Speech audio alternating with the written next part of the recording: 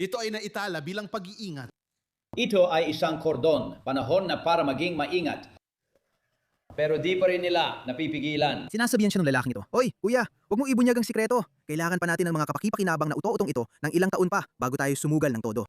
Kuya, masyado pang maaga. Tingnan mo to. Ipinagmamalaki niyang tinakpan ng sarili. Tingnan mo siya. Nakakahiya talaga. Tingnan mo, nasa likod pa rin siya.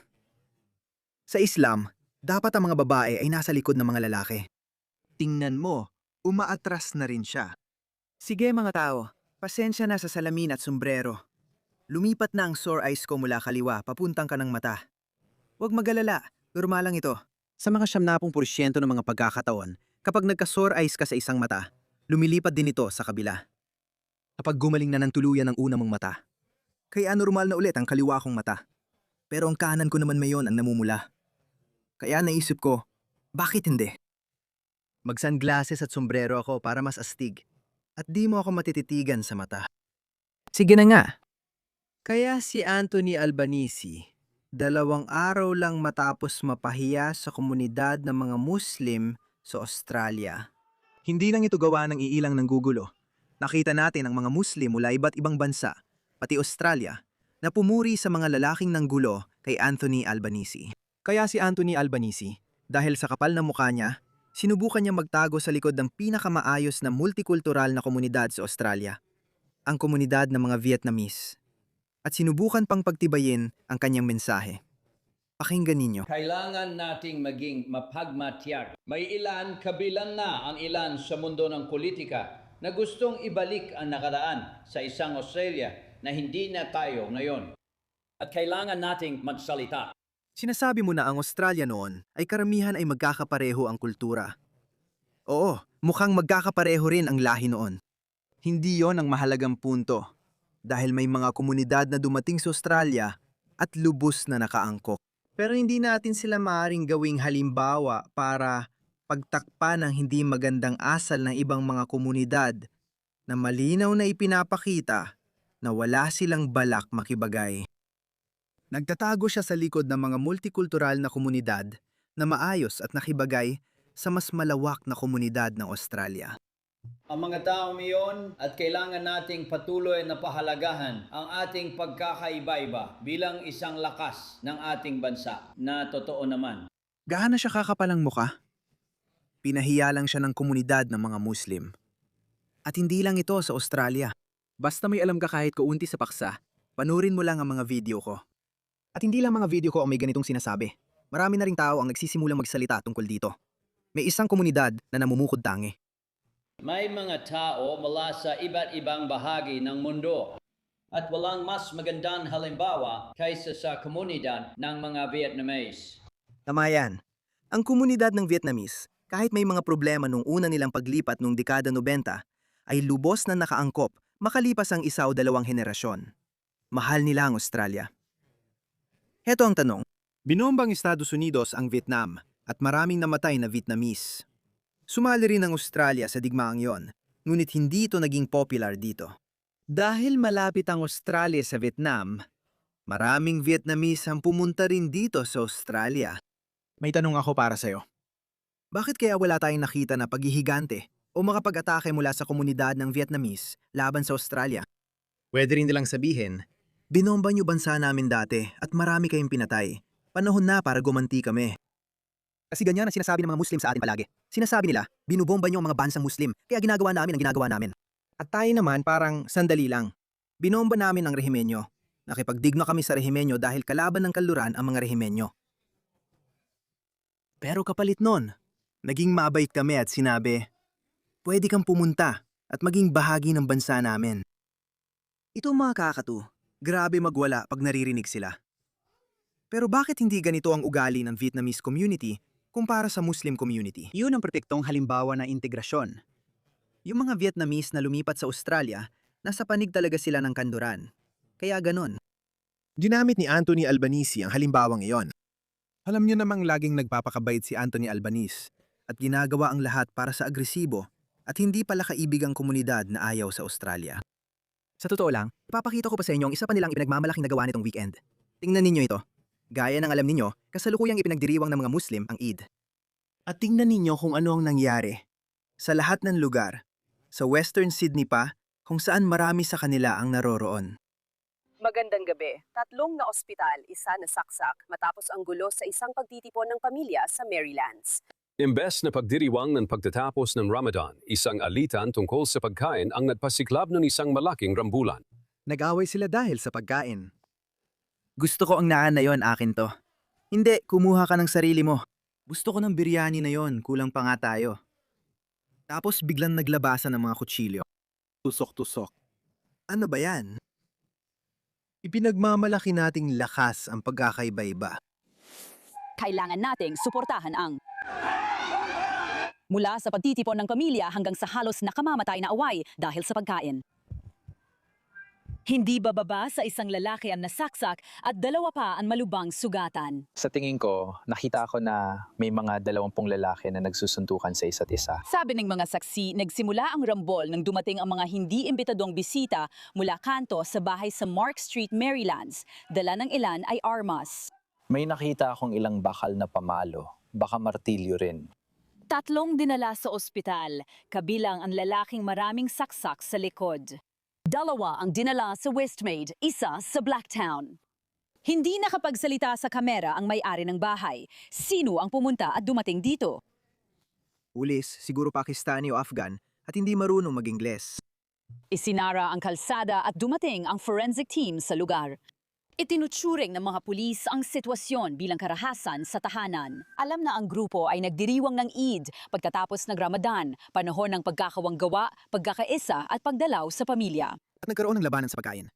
At pagbabahagi ng pagkain, isang pagtitipon ng pamilya na para sa ilan ay mauwi sa korte. At sa ospital, Crime scene pa rin ngayong gabi ang bahay sa likod ko. Sa huling sandali, nakita naming kinuha ng mga pulis ang tila hawakan ng walis at flashlight at nilagay sa evidence bag. Ngayon, sinabi ng mga pulis na may hanggang 25 katao ang sangkot sa rambol na ito, pero magkakakilala silang lahat.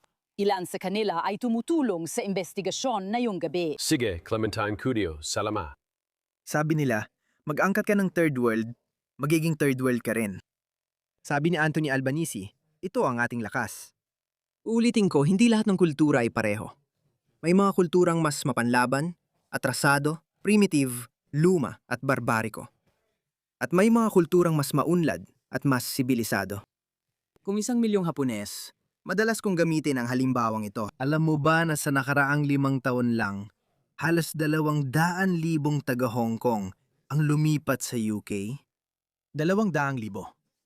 Isa ito sa pinakamalalaking pagbabago ng komunidad sa mga nakaraang taon. Pero narinig mo na ba ang tungkol sa anumang kaguluhang panlipunan na ginawa ng kahit sinong taga Hong Kong sa UK? Marami tayong naririnig tungkol sa komunidad ng mga Muslim, pati na rin sa mga Syrian at Libyan matapos ang Arab Spring. Marami na rin tayong nakitang ganyan. Pero wala tayong narinig tungkol sa taga Hong Kong. Gumabalik yan sa orihinal kong punto. May ilang kultura na mas maunlad, mas sibilisado. Mas angkop sila sa pag-i-integrate. Pagkatapos, nandyan din ang Muslim na komunidad. Hindi mo ito kayang imbintuhin. Hindi nagsisinungaling ang datos. Kaya si Anthony Albanese ay todo effort. Magpapakababa para sa mga taong ito, hinahayaan silang gawin ang gusto nila. Sa ating mga kalsada, sumisigaw ng masasamang slogan tulad ng Globalize the Intifada, Gas the Jews. Iwinawagayway ang mga bandila ng Hezbollah at Hamas. Sumusuporta sa IRGC, nagluluksa sa pagkamatay ni Khamenei, isang malupit na diktador na pumatay ng 30 hanggang 40,000 ng sarili niyang mga tao. At higit sa lahat, kinilala pa niya ang estado ng Palestine na nagdulot ng papuri mula mismo sa Hamas. Kaya sa kabila ng lahat ng iyon, kailangan ko ulit iparinig sa'yo. Ito ang nangyari sa kanya. Kailangan nating ibalik ang... Ano ginagawa mo? Ibinabalik natin ang oras. Sabi, boy, please make way. Sabi, Tinawag mo siya. Siya ang responsable sa paggastos ng 1 bilyong tao. 1 bilyong tao. 1 bilyon. Pagkatapos ay binago niya ang bilang sa 1 milyong tao. Ayusin mo ang bilang mo. Nag-tweet ako tungkol dito at nag-viral. Sabi ko sinabi ng lalaki, Tol, huwag mong sirain ang plano. Kailangan pa natin ng mga kapaki-pakinabang na uto-uto ng ilang taon bago sumabak. Tol, ang aga pa masyado. Kitang-kita na galit at inis ang kapatid ko. Pero ulaan mo kung ano. Agatapos na lahat ng ginawa ni Anthony Albanese para palugurin ang Islamic regime, katulad ni Keir Starmer by the way, ipinakita lang ng IRDC na kaya nilang abutin hanggang London. Si Keir Starmer ay halos matae sa takot dahil hanggang ngayon, pilit niyang sinasabi na iligal ang digmaan at ayaw nilang makisali. Kahit makisali ka o hindi, kahit magtago ka pa sa likod ng internasyonal na batas o hindi, wala namang pakialam ang IRDC sa internasyonal na batas. Kahit ayaw mong sumali sa alyansa ng Israel, ituturing ka pa rin ng IRDC na kaaway. Naniniwala ako na posibleng mauwi ito sa ikatlong digmaang pandaigdig. Lahat ng mga malalayong kaalyado, gaya ng Pransya, Alemanya, Australia at UK, na sinusubukang umiwas sa US at Israel, ay mahihila pa rin sa gulo sa huli. Gaya ng pagkakasangkot ng US sa ikalawang digmaang pandaigdig dahil sa ating magkatulad na pagpapahalaga at interes. Ito ang patunay niyan. Kahit todo sipsip, ito pa rin ang kinalabasan. Nagdeklara na ng digmaan ng Iran laban sa Australia. Sige? Magpapaalam akong magtanong tungkol sa Australia. Nagpadala kami ng long-range reconnaissance aircraft para tumulong sa United Arab Emirates laban sa pag-atake ng Iran.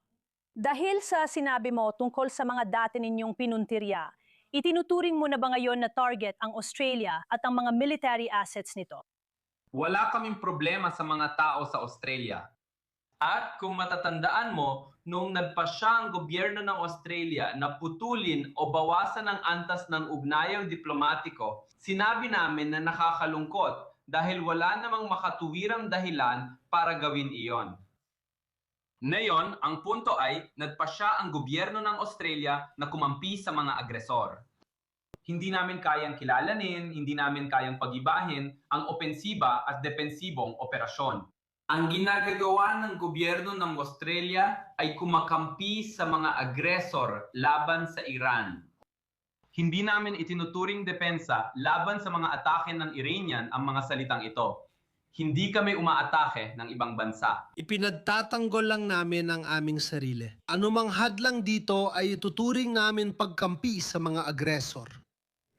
Kahit sabihin mo sa Iran na, hindi namin kayo aatakihin at puprotektahan lang namin ang mga kaalyado namin, kaya wag ninyo kaming atakihin. Hindi kami bahagi ng alyansa ng US at Israel laban sa inyo. Pakiusap, wag ninyong gawin yon. At ang sagot nila, lumayas kayo. Hindi namin kayang pag-ibahin ang inyong depensa at opensiba. Kahit ipagtanggol ninyo ang mga kaalyado ninyong dineklarahan na namin ng digmaan ang mga bansa sa Persian Gulf, ituturing din namin kayong kalaban at aatakehin din namin kayo. At si Anthony Albanese ay parang, naku, hindi ka pwedeng makipagkasundo sa demonyo. Hindi talaga pwede. Hindi ka pwedeng makipagkompromiso ng kalahati-kalahati. At ito ang dahilan kung bakit sinasabi ko na ang punong ministro na ito ang pinakamasamang punong ministro. At hulaan mo, ito ang pinakamasamang panahon para magkaroon ng pinakamasamang punong ministro sa kasaysayan. Pabagsak ang ekonomiya natin at parang inihahanda na tayo sa tuluyang pagbagsak. Ngayon, sinisisi nilang digmaan na alam kong may epekto rin. Wala tayong natutunan mula sa krisis ng COVID. Napakalaki ng Australia bilang isang bansa. Doble ng laki ng kanlurang Europa ang lawak ng lupain natin. At hulaan mo, isang buwang supply lang ng langis ang kaya natin. Hayaan mong bigyan pa kita ng isang halimbawa kung gaano nagkakandara pa ang gobyernong ito para pagbigyan ang komunidad na ito. Tingnan mo ito. Ito ang Assistant Multicultural Minister ng Australia, si Julian Hill MP. Tingnan mo siya. Tingnan mo ito. Ipinagmamalaki pa niyang balot na balot siya. Tingnan mo siya. Nakakahiya talaga. Tingnan mo, nasa likod pa rin siya. Sa Islam, kailangang nasa likod ng lalaki ang babae. Tingnan mo, umaatras na rin siya. At tingnan mo kung gaano siya ka-proud na nakaupo dyan. Gusto mo bang malaman ang ugali ng taong ito? Nung nakaraang buwan lang, sinabi niya na ang mga Hudyo ang pinakamalalaking kaaway ng Islam. Kalimutan mo na ang pagpapatupad ng mga batas laban sa hate speech na minadaling buuin para sa mga taong tulad natin. Imbes na ipatupad ang batas sa hate speech, sila pa ang nagpapalitrato kasama siya. Makikinig ako sa kanya. Ngayon, tatanungin ko kung sino ang mga pinakamatitinding kaaway ng propeta ng Allah sa buong buhay niya. Aling bansa? Sige pa, sige pa. Hanggang ngayon, nagsisigarilyo siya. Alam niya parang, dapat ko itong sabihin pero mabilis ko na lang sasabihin. Kaya hindi lang sila kalaban ni Muhammad. Naging kalaban sila ni Muhammad dahil tinanong siya tungkol sa relihiyon at pinaslang niya sila ng maramihan. Hindi kailanman minasakal ng mga Hudyo ang mga Muslim. Hindi kailanman. Walang digmaan o labanan ng mga Hudyo ang pumatay ng maraming Muslim. Palaging kabaliktaran. Patuloy na inakusahan sila ni Muhammad, kumampi kayo sa kalaban o nanatili kayong neutral, hindi kayo tumulong sa amin at kung ano-ano pa. Palagi niya silang inaatake at pinapaslang ng maramihan, kinukuha ang mga babae bilang mga aliping sexual o asawa, at pinapatay pati mga lalaki at batang lalaki hanggang 13 taong gulang. Ang lakas pa niyang sabihing sila ang kalaban, kahit nagtatanong lang sila tungkol sa pananampalataya. Natural lang magtanong sila sa'yo. Matatag sila sa paniniwala at hindi naniwala sa pagiging propeta ng iyong propeta. Tingnan mo ito, sabi niya, kahit ganon, sila pa rin ang pinakamalaking kaaway. Lumapit ang assistant minister para sa multikulturalismo at nagpakuha ng mga litrato kasama niya. Yahud, tama ba? Yahud. Naka-record ito. Mag-ingat ka. Naka-record ito kaya kailangan kong mag-ingat. Pero hindi pa rin nila mapigilan. Tingnan mo ito. Sige pa rin. Yahud, tama ba? Naka-record ito kaya dapat mag-ingat. Kaya ang mga Hudyo, Alam nila ang ginagawa at sinasabi nila. Ginagawa ka nilang tanga. Literal na niloloko nila tayo. Ang mga Hudyo ang pangunahing kaaway ng propeta ng Allah. Paulit-ulit pa rin. Sila ang nagdulot ng pinakamatinding pagsubok kay propeta ng Allah. Tandaan mo ito. Sila ang nagpahirap ng husto sa propeta ng Allah. Sino? Ang mga Hudyo. Paano? Ipaliwanag kung paano. Ang propeta ng Allah ay napakabait. Kaya't pinaalis niya sila mula sa Madinatul Munawwara. Diyos ka? Isa pagkatapos ng isa. Sa laban na ito, mabilis naming mababago ang sitwasyon at masasabi naming ikaw ang naging pinakamalaking kaaway ng Australia. Nasaksihan namin ang maraming teroristang pag-atake. Lahat ng pagkamatay na may kaugnayan sa terorismo ay kagagawa ng mga Muslim. Sobra na, kaya kailangan ka naming paalisin sa Australia. Ngayon, natural lang na matakot o mabahala ang iba kasi hindi na tayo nasa panahon ng medieval. Tingnan mo kung paano niya pinupuri ang pagpapalis ng mga tao. At hindi lang yan ang ginawa ni Muhammad. May labanan sa Banu Qurayza at may labanan sa Khaybar. Alagang nilipol ni Muhammad ang mga Hudyo. Sa labanan sa Banu Qurayza, tinatayang 300 hanggang 1,000 batang lalaki at kalalakihang Hudyo ang pinatay. At kinuha bilang alipin sa pakikipagtalik ang lahat ng kanilang mga babae. Tulad ng sinabi niya, naitala ito. Kaya kailangan kong mag-ingat. Hayaan nilang sabihin ang mga ito kapag nag-iingat at nare-record sila. Isipin mo pa kung anong sinasabi nila kapag hindi sila nare-record. Alam ko ng eksakto kung anong sinasabi nila. Ilang beses ko na itong sinabi sa'yo. Nakasulat ito sa mga libro. Ito ang mga taong pinagtatakpan ni Anthony Albanese. At hulaan mo kung sinong ginagamit niyang panangga? Ang mabubuting tao ng Vietnam na ganap na nakaangkop at naka-integrate. Hindi sila naging sanhi ng suliran ng panlipunan. Oo, may krimen naman sa bawat komunidad. Kung ang mga Muslim ay gumagawa lang ng, alam mo na, maliliit na krimen, ayos lang, matatanggap namin yon. Pero ang mga Muslim, pasensya na, kailangan ko mag-ingat. Ang mga Islamis, sige. Ang mga Islamis ay patuloy na isinasapanganib ang ating kaayusang panlipunan. Hindi ganoon ang ginagawa ng mga Vietnamese. Dapat magsalita ang komunidad nila at itanong, bakit kami kinukumpara sa kanila? Hindi namin kailanman ipinilit ang aming mga pamantayang pangkultura sa inyo. Hindi namin sinabing gusto naming palitan ng batas ng Australia ng kung anumang batas budista ng Vietnam. Ewan ko, medyo ignorante ako sa kultura nila. Kawili-wili ang Vietnam. Nilabanan nila ang kapitalismo, pero naging kapitalistang lipunan din sila. Ngayon, kapitalistang bansa na sila. Pero ibang usapan na yon. Sa tingin ko, dapat magprotesta ang Vietnamese community at sabihing huwag magtago sa likod namin. Sinabi ko na ito nun pa. Marami pang ibang matagumpay na komunidad. Maganda ang integrasyon nila. Hindi ibig sabihin na magkapareho ang lahat ng kultura. Hindi mo pwedeng dalhin ang mga tao mula sa, pasensya na sa sasabihin ko, agresibo at mapanlabang mga lipunang parang nasa gitnang panahon pa. At asahan na magi-integrate sila at uugali na para moderno at kanduraning mga tao.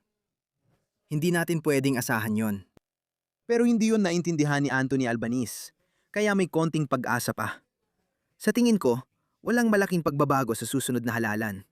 Hindi ko alam, di pa tayo kasing sama ng UK. Sa tingin ko, may dalawa pang halalan tayong masasayang bago natin ayusin ang sarili natin. Ang kalukuhang nakikita mo ngayon ay lalo pang lalala. Isulat mo yan, ilagay sa papel at ipadala mo sa sarili mo. Lagyan mo ng petsa na 2029, hindi ito gaganda. Hindi ko akaling magkakaroon tayo ng matinding kanong partido sa kapangyarihan sa susunod pang 2 halalan.